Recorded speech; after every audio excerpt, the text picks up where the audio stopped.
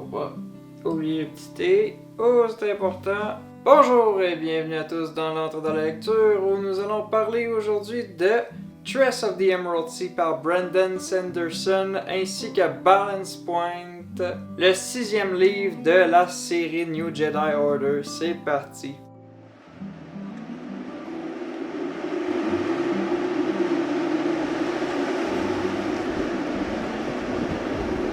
Tress of the Emerald Sea par Brandon Sanderson.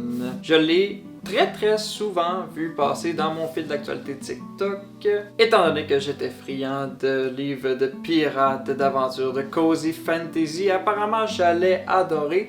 Est-ce que c'est le cas? Oui, je dirais que je l'ai quand même bien aimé, sans dire que ce fut un véritable coup de cœur, mais ça reste que c'était un bon livre. Pour l'histoire, Tress est une jeune femme de 18 ans qui habite une île qui se nomme The Rock. Elle lave les vitres d'un manoir habité par le duc local. Elle a une forte amitié avec le fils de celui-ci et lorsque le fils Charlie se fait enlever par la sorcière, elle se lance dans une aventure afin de libérer son amoureux. Elle bravera des eaux infestées de spores venant des diverses lunes qui orbitent autour de sa planète. Alors c'est pas compliqué pour la note, j'ai donné un solide B+. C'était une bonne lecture, mais je ne comprends pas, en tout cas, juste avec ce livre-ci, parce que j'ai pas encore lu The Way of King, qui apparemment c'est un chef-d'œuvre de littérature fantastique, fantasy. Mais je ne comprends pas pourquoi ce livre sur TikTok est très populaire. Je ne comprends pas en quoi on voue un culte absolu à son auteur, disant que c'est quasiment un messie de la fantasy, de la littérature. Je dis pas du tout que c'était mauvais, son style était excellent, mais j'ai trouvé que l'histoire était bien classique. Mais parfois c'est ce qu'il faut. Tout le long du livre, le narrateur s'adresse directement à nous et n'est pas Tress, ni un narrateur omniscient. Il s'agit d'un personnage qui fait partie d'un équipage que Tress va rejoindre plus tard dans l'aventure. Il est décrit comme quelqu'un d'immortel, très puissant, même similaire en termes de puissance à la sorcière. Seulement cet être est maudit. Il ne peut pas parler de sa malédiction et c'est plus tard qu'on découvre toutes ses intentions qu'il est réellement, mais tout du long du livre, il agit en véritable bouffon. Ses interactions avec Tress sont quand même très rigolotes, surtout quand elle veut en apprendre davantage sur qui est la sorcière, mais il ne peut pas en parler, donc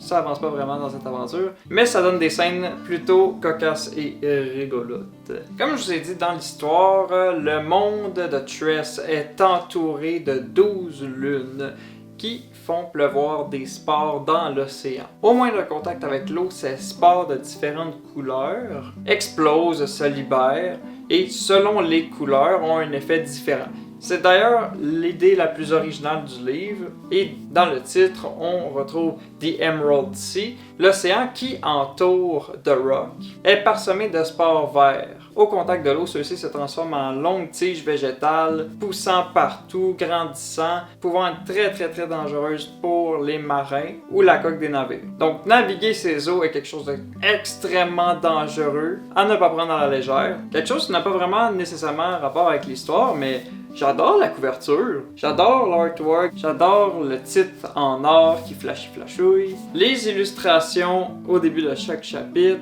Selon les parties du livre, elles changent, et le fait que les chapitres ne sont pas longs du tout nous donne une certaine impression de progression rapide que j'ai quand même apprécié. Comme autre point positif, les autres types de spores. Donc je vous ai parlé des vers qui se changent en lianes, en vignes au contact de l'eau, mais il y a également les roses qui sont utilisés comme des cristaux réparateurs de coques de navires, ou les Midnight Spores qui sont de couleur noire et qui peuvent se changer en petits animaux. La personne qui les active avec de l'eau va pouvoir se lier télépathiquement avec ces créatures afin d'en faire des espions. C'est d'ailleurs ces Midnight Spores qui entourent l'île de la sorcière, d'où plusieurs créatures attendent les navires. À un moment donné, Tress va rejoindre un bateau pirate, d'où plusieurs personnages, dont l'immortel que je vous parlais au départ, très haut en couleur, s'y retrouvent, dont Fort, qui a l'air d'un gros nounours. Il ne parle pas, il est d'ailleurs sourd. Il est décrit décrit comme quelqu'un de géant et très très fort, mais c'est l'un des premiers personnages à aider Tress qui se fait capturer par l'équipage de ce navire alors qu'elle se trouvait sur un navire marchand.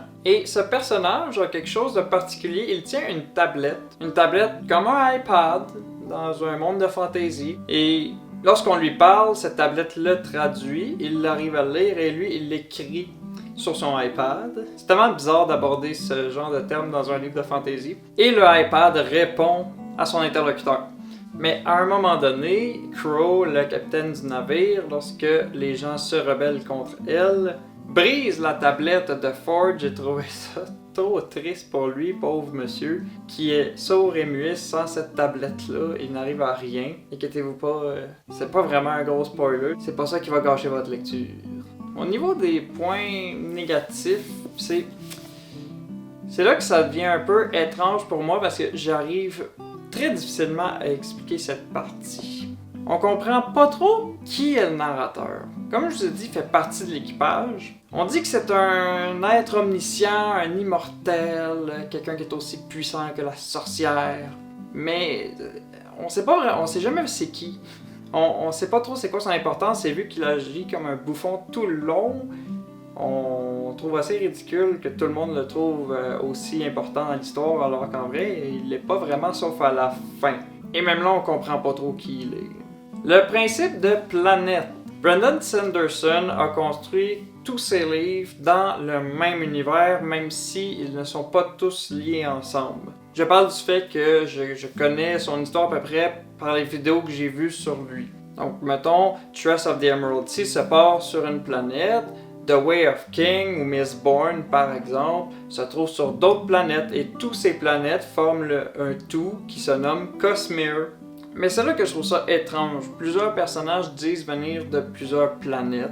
C'est pas un univers de science-fiction comme à la Star Wars, parce qu'on retrouve des pirates comme nos pirates, mais avec des petits éléments soft sci-fi qui rejoignent bizarrement ce livre.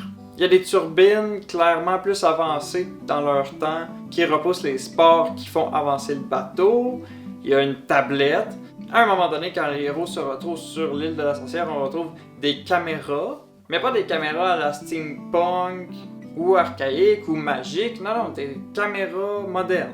Et je trouve ça bizarre, même si ça s'intègre bien dans l'univers Cosmere. Moi, j'ai pas accroché vraiment de mélanger la fantasy avec des affaires modernes du genre une tablette iPad. Comme au point négatif, en fait, c'en est un pour moi, mais en même temps, ça l'est pas. Parce que il en faut des histoires comme celle-ci. Ça n'a pas besoin de toujours d'être 100% épique, avec un méchant qui va absolument détruire le monde. Non, des fois, ça prend une histoire classique où quelqu'un va sauver la personne qu'il aime d'une force négative quelconque. Donc, il en faut des histoires comme ça.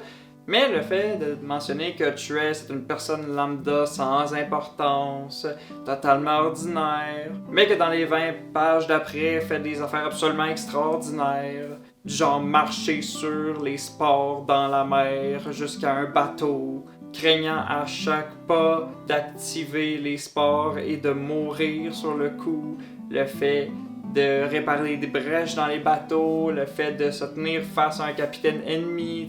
Elle a décrit lambda, mais pour vrai, elle a un bon caractère, puis le personnage en tant que tel était vraiment plaisant à suivre. C'était ni cliché, femme forte, imposée, elle est bonne parce qu'elle est bonne à la Mary Sue. Non. Elle utilisait des compétences qui lui étaient acquises durant le livre. Son caractère l'aidait beaucoup à avoir de l'empathie pour elle. Chose que j'ai trouvé quand même drôle, c'est que Tress devient capitaine du navire après 1 mois à connaître les membres de l'équipage. Ok, c'est pas pire, c'est quand même un bateau pirate, donc on peut comprendre. J'ai trouvé ça quand même drôle qu'en 1 mois, elle avait réussi à devenir capitaine du bateau, alors qu'elle ne connaissait pas du tout et qu'à la base, ces pirates ont attaqué le bateau dans lequel elle se trouvait. Même s'ils n'étaient pas d'accord au départ, mais faut lire le livre. C'est juste pour dire que elle n'est pas tant ordinaire que ça si en 1 mois elle est capable de devenir capitaine d'un navire. Donc en conclusion, c'est une histoire simple, efficace, avec quelques ajouts originaux, qui font plaisir. Un petit plaisir malgré la sorcière qui contrôle la technologie avec des caméras comme je vous disais. C'est un peu bizarre, mais regarde, ça restait une excellente lecture, un petit B+.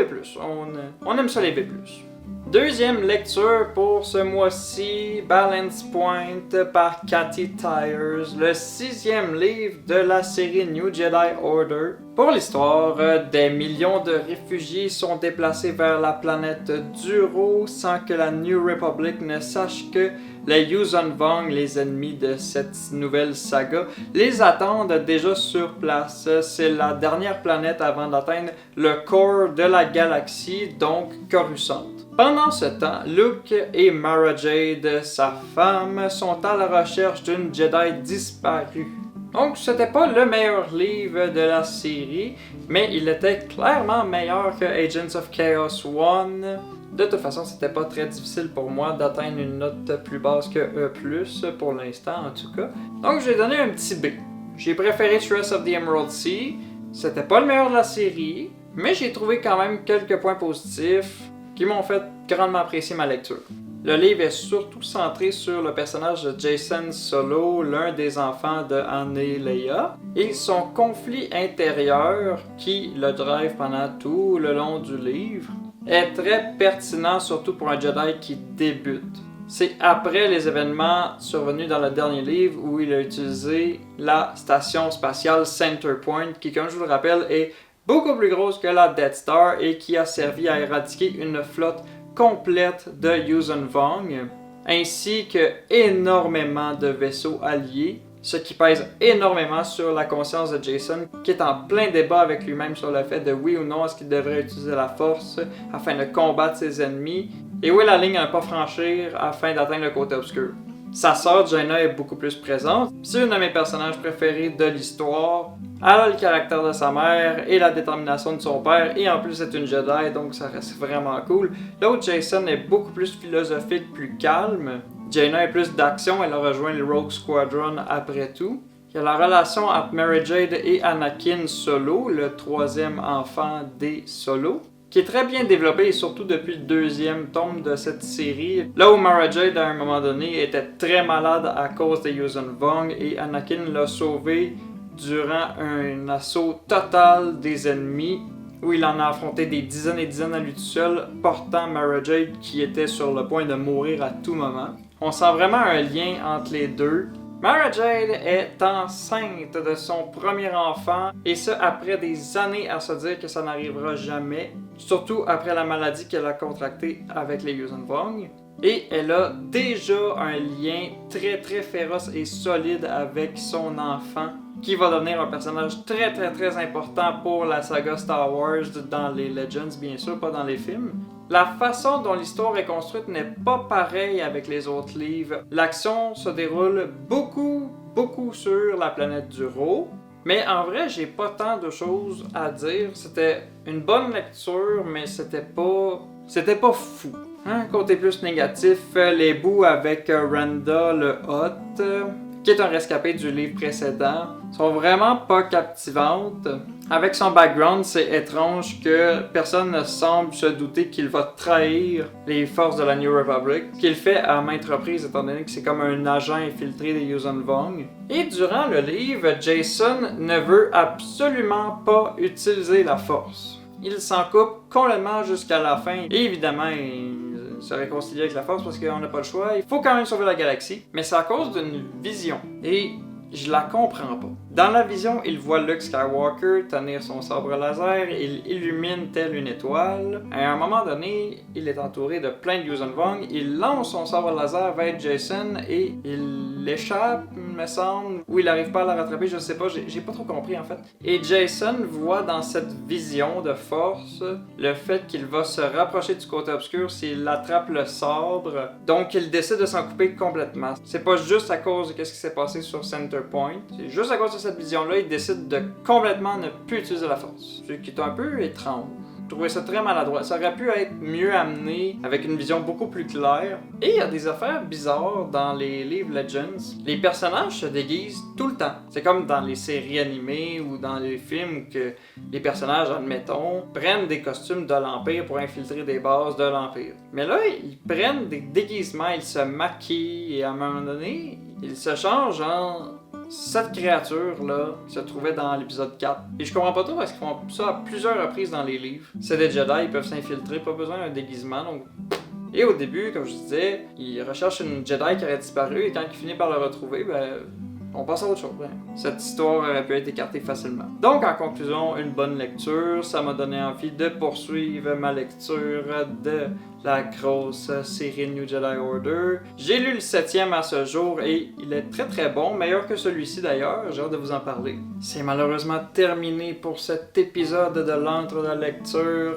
Comme d'habitude, je vous invite à suivre ma chaîne. Vous pouvez me suivre sur ma page Facebook l'Antre de la lecture, également sur Sean W. Parsons sur TikTok, où je publie beaucoup de vidéos par rapport à les lire, sur des BD, sur des films, et même plusieurs vidéos parlant de mes livres. Si cette vidéo vous a plu, vous pouvez laisser un petit pouce bleu ainsi qu'un commentaire. Et on se retrouve une prochaine fois pour parler de l'excellent Legends and Lattes par Travis Baldree. J'ai très hâte de vous en parler. Il s'agit d'un de mes plus grands coups de cœur que j'ai eu depuis très longtemps. Donc à bientôt, lisez des livres, dites-moi qu'est-ce que vous lisez en ce moment en commentaire. Prenez soin de vous et bonne journée.